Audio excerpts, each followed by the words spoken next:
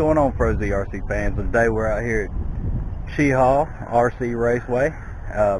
I've got the Arrma Talion that I picked up from ETS Hobby Shop, and we're going to run this thing around this track, see how well it does on the track. I will be running on 4S because I'm kind of using this as a practice because there is a race coming up. It's the 6th and 7th, the Brittany Carefoot race, or Kerfoot, I hope I'm saying that right.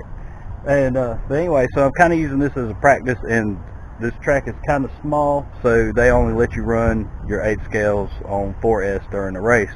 So I will be using that. This kind of is practice time too. But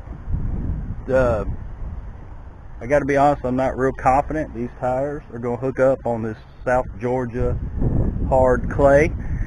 I do have a set of AKAs that in the truck that I might end up putting on here before the end of this video.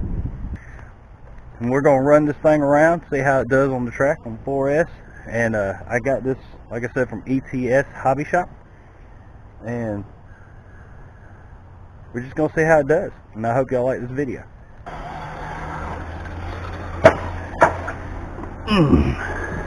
That hurt. That one hurt good.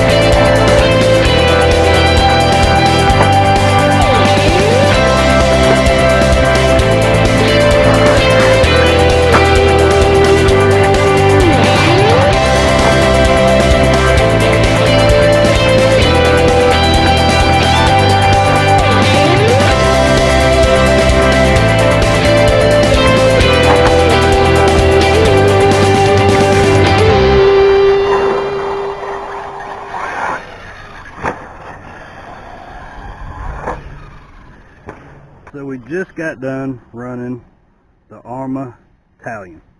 I will say that the tires did better than I expected. They still slid around a lot, but they actually did a lot better than I was actually looking at them achieving. Now, the big thing you can see is the chassis actually has a lot of flex, and I mean a lot, apparently, because it ripped right through the rear body mounts. Get the body off. But all in all, it handled real well.